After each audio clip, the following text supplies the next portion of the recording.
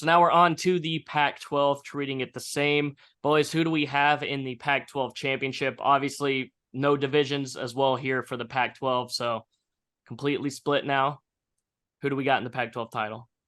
Okay, so I have at 2 Oregon at 11-1, with their only loss coming to Washington in the regular season. And then as a top team in the Pac-12, I have Washington at 11-1, with their only loss coming to USC.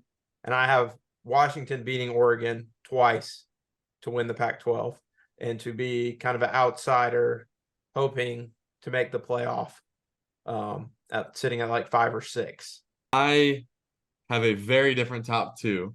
The Pac-12, it's last year as a conference as we know it essentially. It can really go many different ways. I have Washington and Oregon at 3 and 4, so they're right there for me. In second place, I have USC. Caleb Williams goes without saying, Heisman winner and early favorite, I think, to win the Heisman this season. I have them going 10-2, 8-1 in the conference. Their only loss to Notre Dame in week 8, and then losing again in week 9 to Utah, who are my Pac-12 champions. I'm gonna have them finishing in first place in the Pac-12 and winning the championship game. But I think they drop to Bo Nix and Oregon in week 9 as their only loss of the year. Utah, I'm so high on them this season. After watching them run through the Pac-12 last year, out physical everyone, destroy USC, I just think it's their year again. All right, so for my number 2, I got Washington going 10-2, both losses in conference, dropping both Oregon school games, losing to Oregon week 7 and losing to Oregon State in week 12. And in first, I have Oregon going 11-1, 8-1, with their only loss to Utah on the road in week 9. And then in the championship, I have Oregon winning the championship over Washington, going 12-1. This is the year.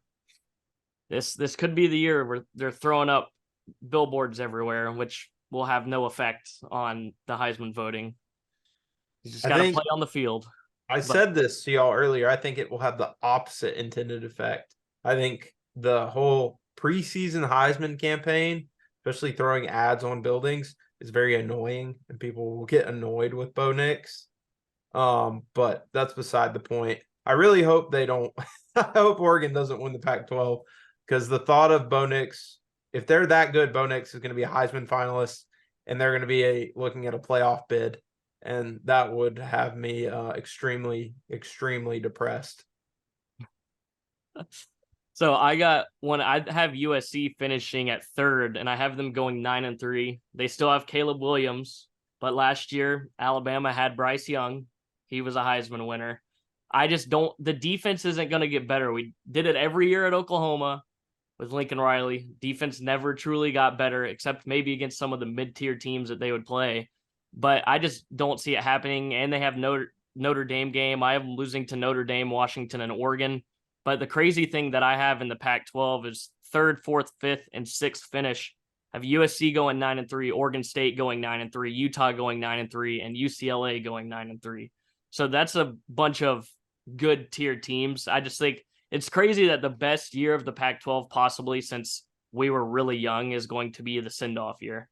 Yeah, it's wild. But send it off with a bang. I kind of have similar too. I mean, I think USC, I have the same losses as you do, same record, 9-3. I actually think Caleb Williams regresses this year, not much, but I don't think that he will be as outstanding as he was last year. And, I have something similar. I mean, I've got outside the top 2, like I said, USC 9-3, Utah 10-2. UCLA 9-3, and then like Oregon State 8-4, very respectable. But yeah, it's going to be a big year for the Pac-12. Yeah, the one thing I think Caleb Williams will be almost in similar form as last year, but that leading the country, the turnover ratio is just not really a repeatable thing, and I think that's really going to come back to bite them this year. I mean, there were a lot of games where they barely beat teams last year, but the other, like Washington State. It was Oregon State, threw like 4 or 5 picks, and they still only beat them by like 4. And those games like that, I don't think are going to happen this year. And DJ just got named the starter today. Yeah. Congratulations. Pac-12 rehab is officially in full crank mode. The only reason I kind of lean toward Utah in the back of my mind with the Pac-12, even though they lost a lot of talent with like Dalton Kincaid and Clark Phillips going to the NFL, they're just so much more physical than literally every other team in the conference. They bulldoze people. What they did to USC in the Pac-12 championship last year, they can do that to every single team in the Pac-12. So, I mean, I'm not going to say they're a sleeper, but they're definitely being underestimated. They are.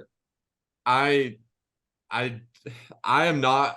I'm so confident that Utah is going to win the Pac-12. Like it's insane. They just play a different brand of football than every other team in the conference, and it's so entertaining to watch them bulldoze all the other teams in the Pac-12. They're going to win it again this year. It's going to be their last year send off, and it's a top heavy Pac-12, like y'all have said. I've got my top 6 kind of the same way with UCLA as 6th place at 9-3, but I don't think Washington and Oregon have the juice to do it this year. I think it's going to be Utah and SC. I want to lean that same way with Utah, but I think the schedule catches up to them because they're really reliant on health this year. And the schedule starts hard. You got Florida, Baylor, UCLA, and Utah for your first 5 games. And I feel like there's just always going to be injuries and things. I feel like those are going to pile up. And the USC and Washington games both being away, same as Oregon State, those are just tough. Those are going to be tough. So they could be one of the 2 best teams, but I just think the schedule is going against them. Yeah, for sure. Okay, so another question for y'all. This team has no shot to win the Pac-12. It would be absolute miracle if they did. But people are going to be very interested to watch them. They have an exciting new coach, a ton of transfer talent brought in. We'll say talent. Lots of players brought in. And I think y'all know I'm talking about Colorado. They brought in Deion Sanders, lots of hype. But I'm curious to see what y'all have their record as overall and in the Pac-12. I got them at 3-9, 2-7 in conference, which this is an improvement. I know I've never seen a fan base think they're going to be good so fast in my entire life than Colorado fans have been so online socially. They're starting to pay attention, so they think having a good coach immediately in the transfer portal. You got to think a lot of these transfers, a lot of them were 3 stars. Not to hate on 3 stars, a ton of good players can be 3 stars, but a lot of these guys weren't necessarily starters or anything where they came from. They came there for a reason because they weren't going to play in other places. That doesn't mean that all these pieces are just going to pick and plug and go perfectly together. Regardless, they're going to have no depth, 0 depth on this roster. And I just don't see the wins. Like, the wins I do have, I have them beating Colorado State in week 3. And then I have them beating Stanford. Stanford's just going to be very bad in week 7. And then I have them stealing a game against Arizona in week 11, their final home game of the year. Similar to you, I'm very down on Colorado. I honestly thought when you were talking about a new head coach with a bunch of young talent that you were talking about Arizona State at first. But 2-10 for Colorado. For me, 1-8. Their season's going to start by just getting absolutely destroyed by TCU. There are 2 wins I have on the schedule. I've got them beating Colorado State week 3 and then Washington State week 12. It's going to be a brutal year for Deion, and it's going to be broadcasted in all of our faces and talked about every week endlessly. But 2-10 could be worse. I've got Cal at 1-11. Okay, so I know everyone's waiting for my opinion on Colorado. So I have them going 0-12 because I think every single team in the Pac-12 is better than them. And I just think that in terms of what college football is, Colorado dropping to Colorado State early in the year, it needs to happen just because it would be so funny. But I have them being better down the line.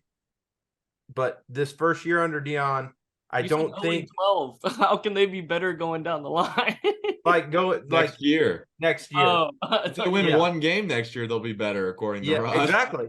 But what I'm saying is, I don't think the strategy of replacing your entire roster with guys like we were saying, guys who are second and third stringers at other schools is going to be that successful.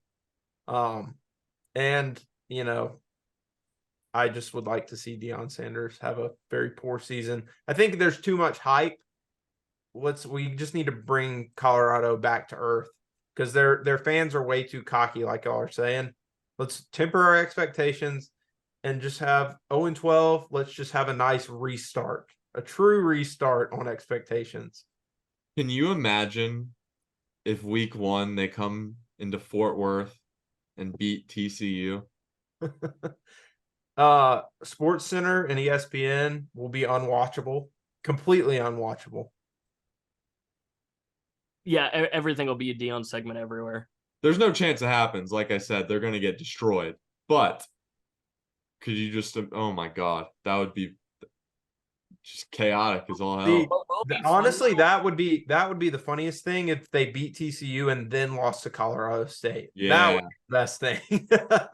I think the week 2 game against Nebraska will be really fun though, leading up to it with Rule and him and the rivalry. I just think that'll be a fun game. Like there's just going to be a lot of hype around that, regardless of records or how great the teams are. That'll be just a fun atmosphere around that game. Yeah, for sure. No hate toward Colorado, but yeah. I mentioned them right before the segment or during the segment, but Arizona State, Kenny Dillingham, they just named Jaden Rashada their starting quarterback today. I know we're obviously familiar with Dillingham as he was the OC at Auburn before moving around. I'm positive on them this year. I've got them at 7-5, which is, in my opinion, a very good first season for Dillingham as their head coach. How do y'all feel? I got them at 4-8. They did have a good transfer haul for how it was, but I just think this will just be the first year. It'll be a lot tougher, especially if you're starting a freshman quarterback against. I mean, there's just too many good teams that they're going to have to play where I just can't find the wins. But I think it'll be a good building block year for him. And I had this funny thought earlier today. I was like, all the hype with Jaden Rashada, and I was like, I feel like if things go off the rails, maybe this year, a little bit next year, will Jaden Rashada have the same career path as Jaden Daniels? That would be funny. The Jadens, they wear the same number too. They both wore 5. So I'm sorry, Arizona State fans, for putting that thought in your brain. I think they've got more stability to keep a talented quarterback. yeah. I don't know, man. Now people can be like, hey, here's $3 million. Come play for me. Yeah. Yeah, but also Arizona State is Arizona State, and I feel like they have a way to entice their players. Yeah, for sure. I like Arizona State this year. I have them at 6-6, but I have them upsetting UCLA late in the year, getting like a kind of statement win to go into Dillingham year 2. So they'll be better than expected, I think. Yeah, they're always that. They're always the team though. Every year they upset someone contending for something.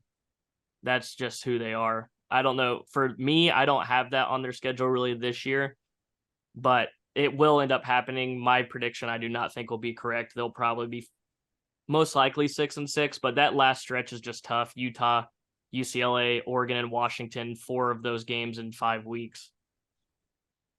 A couple of points on some players. We mentioned it earlier with DJ's rehab at Oregon State.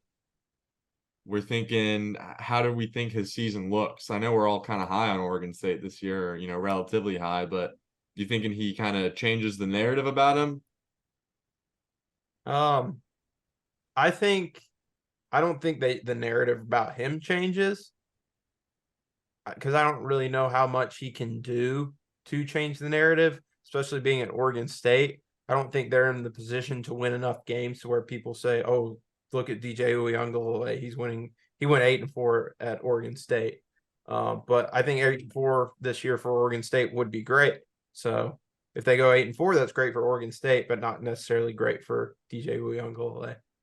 Yeah, I think the success will be attributed to Oregon State coming into an already kind of stable team is what will happen. And it's Oregon State. It's just not big enough of a it doesn't really move anything. But I mean, I think he will help make them more competitive. I feel like he'll be more free. The change of scenery will help him, which usually does happen in the Pac-12. But they also you avoid USC on your schedule. I just think they're one of those teams that will be good, but they're going to end up hitting a roadblock against an inferior opponent, and it'll kind of rattle them a little bit. So that's why I got them at 9-3, and two of their losses of the three I have are Washington State and California.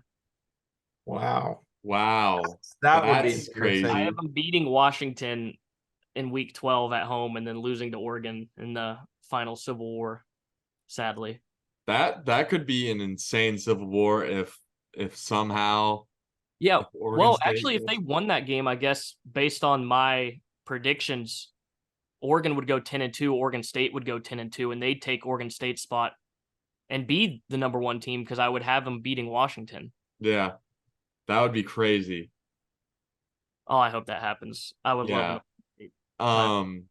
We'd be remiss if we didn't mention Washington. Cam Davis out for the year, lower body injury.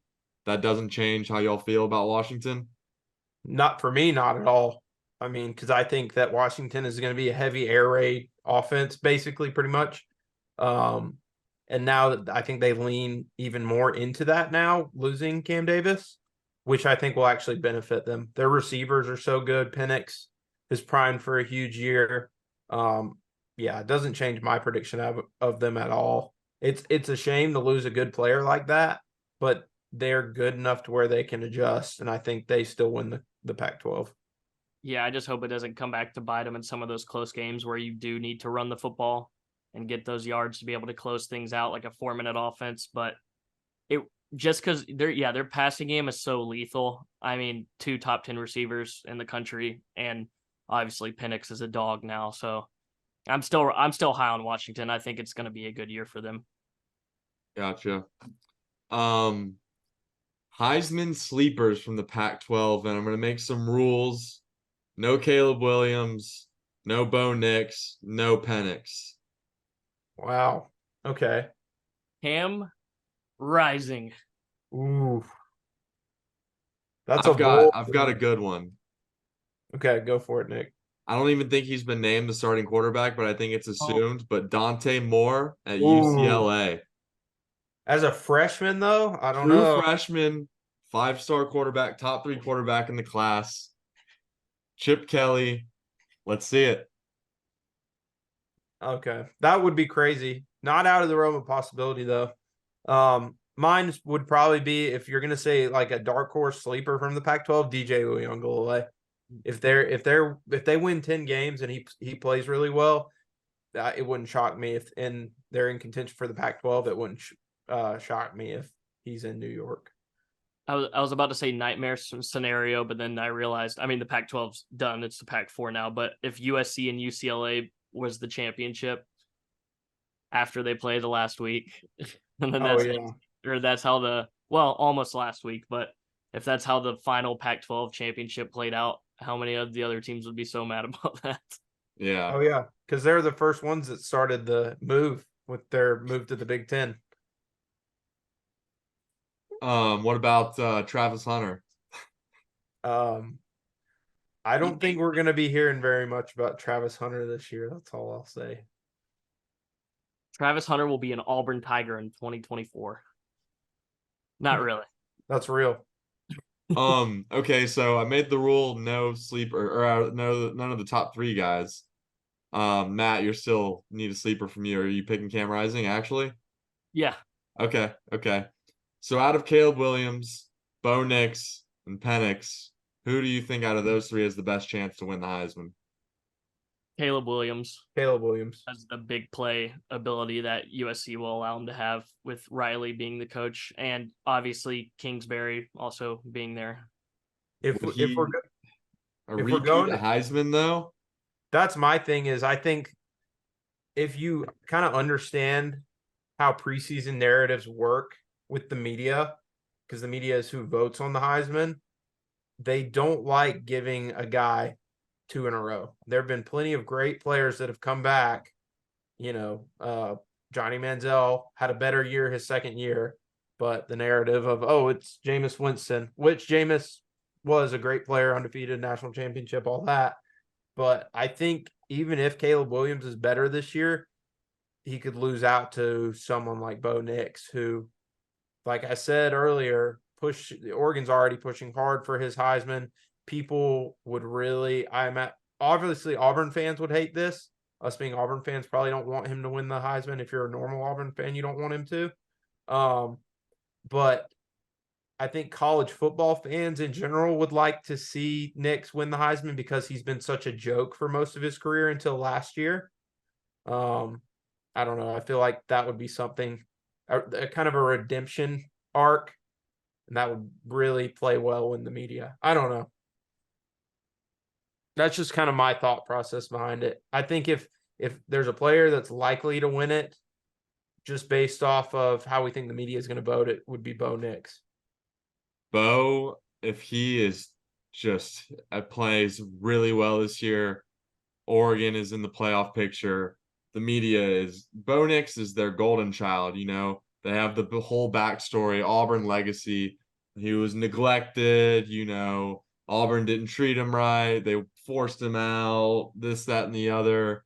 Goes to Oregon, revitalizes his career, takes the nation by storm. Golden boy, like you said, already putting billboards up in New York and in Dallas. So I really have the bad feeling that it's going to happen.